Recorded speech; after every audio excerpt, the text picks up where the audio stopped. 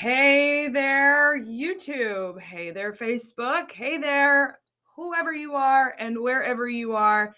Thank you for tuning in. Hey there, Tom Hanks, because I know one day he's going to, word of mouth, it's got to spread. He's got to be out there, right? Hey, everyone. Welcome. You have stumbled into my corner yet again. So happy to have you here. So happy to, I just realized I have on my like nerdy reading glasses. How do you guys like that for a morning? Whoo! Anybody else ever have those mornings where you wake up and you're just trying to get it together? You're just trying to get it together and you realize I've walked out of the house in my bedroom slippers before. So if you can identify with that, I'm sure you as nurses function on very little sleep frequently, probably far too frequently. But I hope everyone is doing well. If you're new and you've never been here before, tell me who you are. Tell me where you're watching from. I am so happy to have you. Nurse Jamo, thank you. In Nigeria, very cool. Thank you so much for tuning in. So if you're tuning into Kari's Corner, we do all things English language. We do English language exam tips and tricks. I answer your questions live and direct. And for those people who've been here before, they'll tell you, just because your question is not related to whatever my topic is, I'll still do my best to answer your question. So sometimes if your case manager's on vacation and you just have a question you need answered, just hop on here. You never know. I might be able to answer it. Greetings to our Philippines crowd. Thank you guys so much for tuning in. Hey, watching in the United Kingdom. I think Tracy, the man always who is behind the show and keeps the show up and running. I think Sir Ron Hoppy is headed to the United Kingdom very soon on our world tour. So be on the lookout. You might be A.R. Mand and is it Holly or Holy Hope? You might run into Sir Ron Hoppy wandering around over there in the UK. If he looks lost, make sure you point him in the right direction. So happy. Yes, President of Worldwide HealthStaff is coming to the UK and Ireland this month in July. So if you're in the UK, be on the lookout for him. Stay tuned to all of our social media channels. That's where we advertise kind of, we need like a little map of like, where is Sir Ron Hoppy? And he's like hopping around all over the globe. I know Lewis is going out there too. We have Mark Bennett, who is doing all things Middle East and Africa. So, I mean, we are literally worldwide. We are. And it's so exciting. I have a couple announcements before I get started on today's program. The first announcement has to do with our NCLEX program. And I know I have a lot of nurse aides out there. I got a lot of candidates out there who are like, oh, NCLEX, yes. Because as I've told you guys before, if you're a nurse aide, yes, absolutely. And you're on our waiting list. I've told you before, it's a long waiting list. It's like trying to go out to eat on a Friday night. And you don't do your call ahead reservation. You're going to be on a waiting list. But while you're on that waiting list, study for your NCLEX. Take your NCLEX. Do that. That would be awesome. And it will definitely move you up the waiting list. But in regards to our NCLEX program, we had a few questions about that last week. We do have an NCLEX program, but currently it is for current worldwide nurses. So that's number one. And we are prioritizing dialysis nurses with recent experience, with recent bedside experience. So if you are a dialysis nurse and you have recent bedside experience, reach out to your case manager. You might qualify for this really cool program. It's led by Arnie, who is just absolutely amazing and fantastic at what she does. Her program is really, really awesome. And it provides a lot of opportunity, but there is a screening process. So you go through a screening process via what Arnie has and what your case manager has. So those are right now the two qualifications that we are really singling out. We hope to open it. I just spoke to Arnie yesterday, and she is very hopeful that we are able to open this program to our nurse aides soon, but it is not open to nurse aides at the current time. So again, that program is open to our dialysis nurses. So if you're a dialysis nurse who's not taken and passed your NCLEX yet, reach out to your case manager, and you got to have that recent experience, that recent bedside experience. So reach out to your case manager. You might qualify for that program. It doesn't hurt. It doesn't hurt to ask. That's always my kind of motto in life. Some people believe that never ask for permission, always ask for forgiveness. One of my best friends lives by that motto. But I am a it never hurts to ask person. What's the worst thing someone's going to tell you? No. Yep, that's it. So always ask. It's totally okay. And then a friendly reminder about my webinar coming up on August 2nd, where I'm going to break down all these English exams for you. We have a few exams who have undergone some changes lately. The OET is constantly updating what they've got going on. They're constantly evaluating what their test looks like and the information they're putting out there in their tests. If you don't subscribe, OET puts out a monthly newsletter. They give great practice resources. So even if you don't plan on taking the OET, they've got some really great practice resources out there for you. And then TOEFL, as I've said before, TOEFL is rolling out a new test, a new and improved test that's less than 2 hours in length. The TOEFL is the only test that's accepted in all 50 states. So I'll be talking about that new test format and what it looks like in TOEFL. IELTS is still rocking and rolling. They're still doing their thing. They're still handing out 6.5s in speaking left and right, frustrating everyone out there who is trying to get a 7 in the IELTS speaking section. I'm not aware of any IELTS changes, but I wouldn't be shocked since TOEFL's made their changes if IELTS came around and was like, oh, IELTS or TOEFL is shortening their test. Maybe we should shorten ours too, because almost 4 hours is a bit long. And then, of course, Pearson PTE is just rocking and rolling. My girl Meredith is doing her thing, promoting the Pearson PTE all over the world. So if you have any questions about those exams, if you're looking at which exam to take, if you're going to a place that accepts multiple exams, which most states do, and you're trying to decide which one's best for you, tune into that webinar on August 2nd, and I'll break it all down for you, similar to like today's show. If you have questions about them, pop them in the chat. I'm sure I'll have a chat moderator and we'll answer all of those questions for you. So pencil that in on your calendar, have that ready to go. But today, getting over to just kind of the fun stuff. It's summertime in the United States. And it's funny because I got the OET newsletter today, and they're talking about, because they're based in Australia and they are in kind of their winter months. And that's just crazy to me. Greetings. Hello in Dubai. Hello in Kenya. It's just crazy to me because I look outside here and it's like over 90 degrees and I'm just pouring sweat. And down in Australia, they're having wintertime, schools in session, all that kind of stuff. So really, really just crazy things happening all over the place. So, but here in the United States, what is up in Jamaica? Thank you so much for tuning in. Here in the United States, it is summertime all across the United States, and summertime is a time for travel. And so if you're coming over to the US, one of the things you might be looking forward to, anytime you travel to a new place, you want to see it.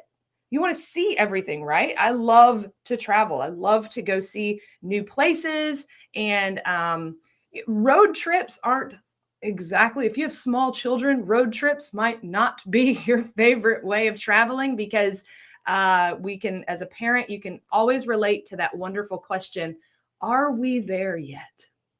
Are we there yet? Sometimes I have to tell my kids, I'm asking myself the same question, but no, we are not there yet.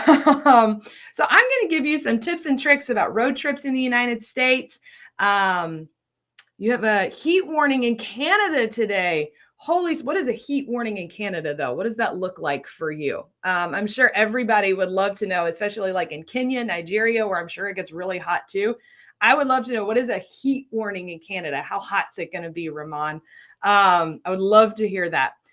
Currently in the process of the visa screen, taking the IELTS. Do I offer a preparation course? Yes, I will be rolling out an IELTS preparation course this month. So yes, the IELTS is it's my next preparation course. I've already rolled out the PTE course. The IELTS course is coming this month. So yes, stay tuned. So talking about road trips. So here we go. You guys know I love a little whistling tune.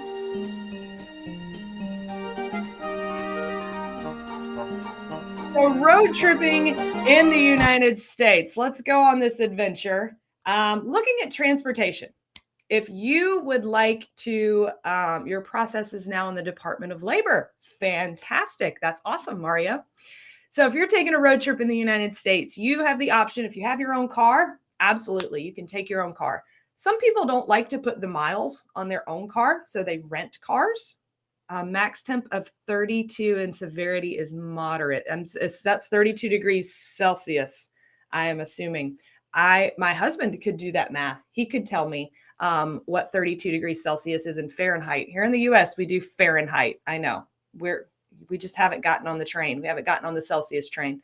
But 32, can you convert that for me into Fahrenheit? I teach English, not math. I'm really bad at math.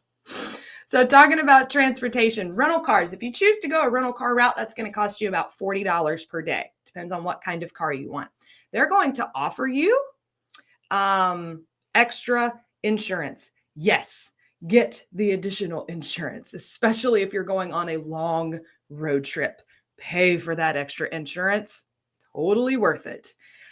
You also will need to add in the cost of gas. Gas is, it's hard for me to give you an estimate. Hello, watching in Oman. It's hard for me to give you an estimate on gas because it's all over the place in the US. Here, I think right now it's between like a little over $3, $3.50 a gallon. But in California, I've heard it's upwards closer to, $5, $6. 89.6. That is pretty steamy, Ramon. That is pretty steamy. Thank you for doing that conversion for me. I appreciate you. For Canada, I would say that is really, really warm. I think here the other day it was 98. So pretty hot. My mom used to live in Del Rio, Texas, right next to the Mexican border. And it was like average, 106, 108. My husband said he was in Las Vegas one time. And I think he was like, it was 114 degrees. That's too hot. That's too hot. But thank you for doing that. And the host did it too. Thank you so much, Tracy. I appreciate you as well. But transportation. So you can also, there's movies about it, you can also rent a camper van or an RV. If you want to park those overnight places, you do have to pay for that, but then you don't have to pay for a hotel because you're driving your hotel. Those can cost from $80 to over $300 per day for rentals. Okay, so thank you. I saw your question, Carla. Tracy's answered that for you in the chat as well. So we're looking for experienced dialysis nurses who have not yet completed the NCLEX RN exam. You're welcome to communicate with your case manager, reach out to see if you qualify for our NCLEX program with the amazing Arnie. So transportation, if you're on the road trip, lots of options for transportation, lots of options. If you plan on booking a hotel, so if you are going to go somewhere and stay like an extended stay, or if you are driving and your road trip is going to be really long, you may want to book a hotel for the night. It's always best to book those things in advance. And thanks to smartphones, you can do it literally while you're driving, right? So book your hotel in advance. A cost for that, $100 to $200 per night if you're just looking for, like a Hilton Garden Inn, just kind of an average, clean, but average hotel, not like the Ritz-Carlton or anything super bougie. That's your average, $100 to $200 per night for your hotel room. So looking at one other tip, in the United States, you can travel with your pets. I don't know if having a pet is very popular or common. Bringing your pets is becoming something in the United States. It used to be like you just didn't do it, but now you see pets everywhere. I see people in my neighborhood pushing their dogs in strollers. And that just always makes me chuckle. If you are a person and you have a dog in a stroller, please comment. I would love to see a photo of you and your dog in the stroller. That's just so funny to me. But if you're traveling with a pet, make sure that the hotel you've booked is pet friendly. And it will say that pretty easily on the website. If you can't find it on the website, there'll be a phone number you can call and they'll let you know if the hotel is pet friendly. Some of them have restrictions on which pets they accept too. That's something that you need to look at. Side note, when you are looking for apartments to rent, let's say you're not ready to purchase a home. Hi, Lena. Let's say you're not ready to purchase a home and you're looking at an apartment, but you also want to get a dog.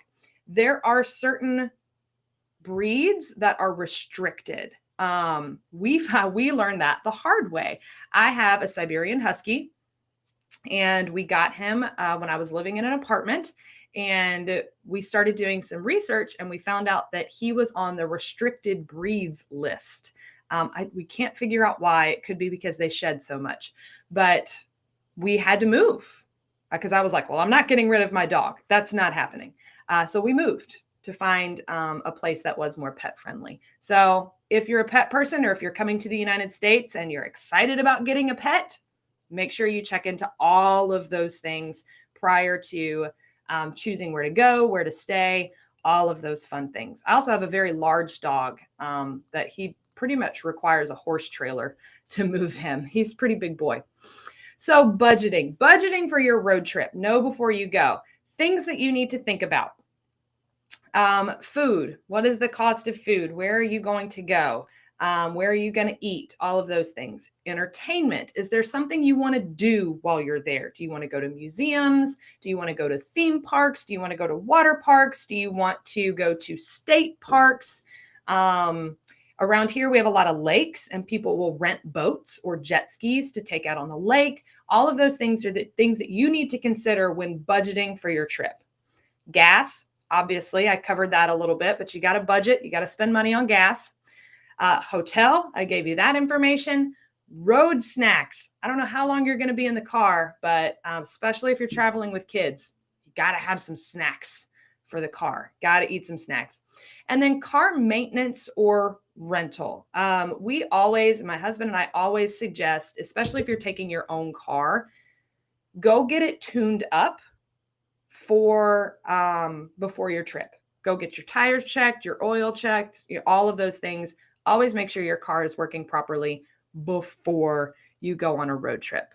Traveling to the U.S. on July 30th. Yay, fantastic, Lena. Super excited. Where are you heading? And is there space for nurse aides? We are always, I don't know if we're still accepting applications. You're ready to apply, but I will say that there is a very long list. The nurse aides is a very long waiting list, Blossom. So happy you're here. You're welcome to join that list. However, I strongly encourage you, while your name is on that list, go take your NCLEX. Go ahead and go for that RN, take your NCLEX. That will definitely help speed up the process. So car maintenance, all of that fun stuff. Make sure you take care of your car before you hit the road. So some tips to save money. U.S. travel sites. If you're booking your hotels, if you're booking travel, whatever it is that you're booking, you get here and you want to book a cruise, whatever it is you want to do. Travel sites are very helpful. They're very useful. We have Airbnbs too. That's also an option. We also have hostels. There are hostels.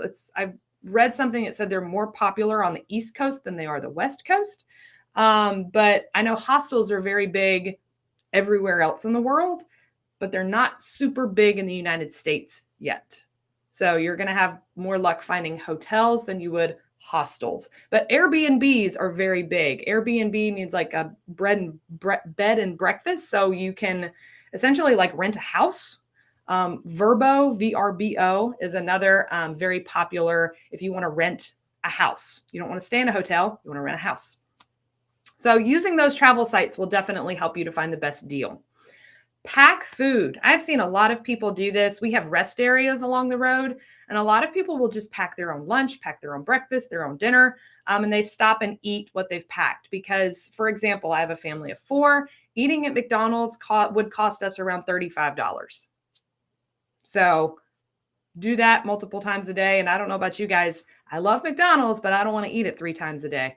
But if I ate it 3 times a day, it'd be over $100. So keep that in mind. The more you can pack, the better it is. I'm telling you. And then know which states have the cheapest gas.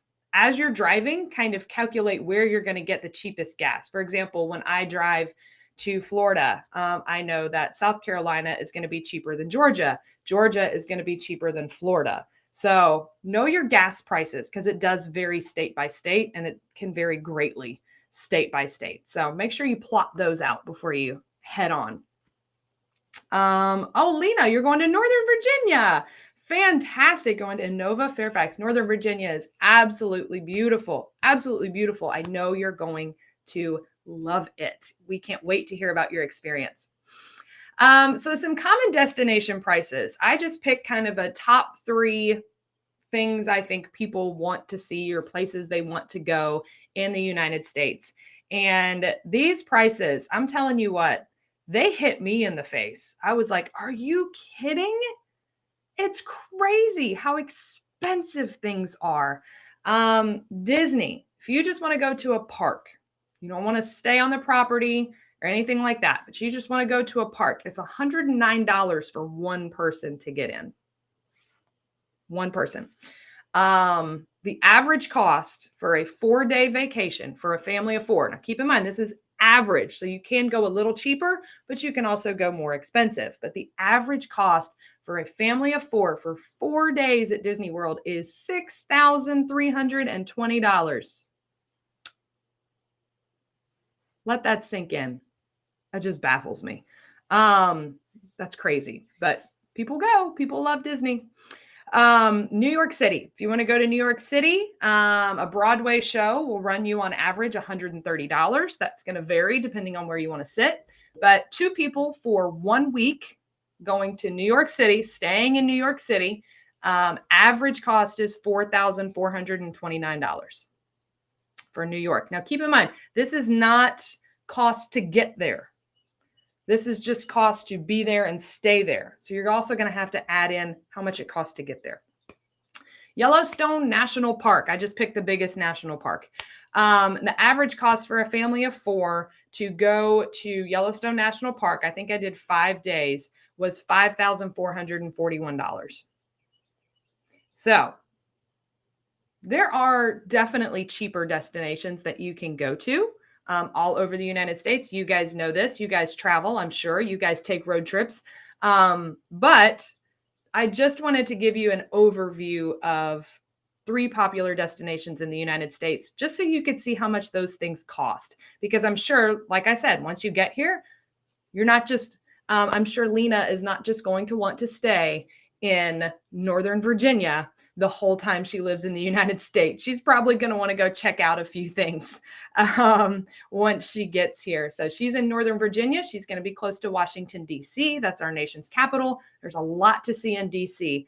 But the D.C. price, Lena, just so you know, is probably going to be considerably close to what it would be for New York. If I'm ballparking things. So keep these things in mind. Keep these costs in mind. As you plan your trips and as you budget your trips. So here's just some final friendly reminders if you are traveling. Always travel with your passport from your country of origin. Always travel and the necessary documentation. Always keep that with you. As a United States citizen, I don't travel with my passport. I'm a U.S. citizen. But if I am not a citizen, if I'm traveling to another country, I'm going to keep my passport with me as I travel. That's very important. Keep your driver's license handy. Obviously, you have to have a driver's license to be driving in the United States. We did an episode on what life is like at the DMV and going to the DMV, so you feel free to check that out. But keep your driver's license handy. Car insurance as well. Keep that car insurance handy for the road trips. If you're taking your own car, get a tune-up before you go and know where your spare tire is. I need to learn how to change a spare tire. That's something on my to-do list. But that's one thing my husband, he shows me and always tells me, hey, do you know where the spare tire is in the car? Yes, I know where the spare tire is. Stop at places that appear to have clean bathrooms. Yep. Stop at places that look like their bathrooms are clean. That's just kind of that's a Kari Cooper tip for you. I always kind of drive by if I'm looking at gas stations. I'm like, which one looks like they have the cleanest bathroom? Those are the ones I like to go into. It never hurts to notify your bank if you are traveling. Never hurts to let them know, especially if you plan on going abroad. Like even if you're here in the United States, you have a bank established here. And let's say quick trips, not quick trips, but in the United States, it's easy to get to the Caribbean. It's easy to get to Mexico. So if you plan on leaving the country, make sure you travel with, again, all necessary documentation and let your bank know, or any credit card companies, the money you'll be spending. Let them know, hey, I'm going to be out of the country. Travel with cash and another form of payment. So always have cash. It's always good to have cash and another form of payment. And then if you're traveling at night, stop at well-lit places. Well-lit places. That's just a safety thing. Not saying that it's super dangerous or anything's going to happen. It's just stopping at well-lit places should make you feel more comfortable. That's just a final friendly safety traveling tip, if you will. So after all of those friendly reminders, as far as road tripping in the United States, those are the tips that I have for you this week. Thank you for watching and listening to those tips. Make sure you're following me on Facebook, Kari Cooper, ESL Program Coordinator. Pretty easy to find. You can also message me on Facebook and I will respond to those Facebook messages. And as usual, you are always welcome to email me if you have any questions as well. So again, I want to restate what the host said for the nurse aides who had those questions. There is a wait list to apply for the nurse aide position. So due to the large number of applicants we've already received. So I know Worldwide's got a lot of really great things coming up. I know we have some really great webinars coming up. I know Ron Hoppy is going to be doing another webinar again soon. Lots of really great information coming up and coming your way with any changes and the growth of Worldwide, and we're expanding and the world tour and so much going on with Worldwide. We had a little not a meet and greet, but we had a gathering yesterday as a Worldwide staff, and so many new faces because our company is growing, and that's so that we can take better care of you.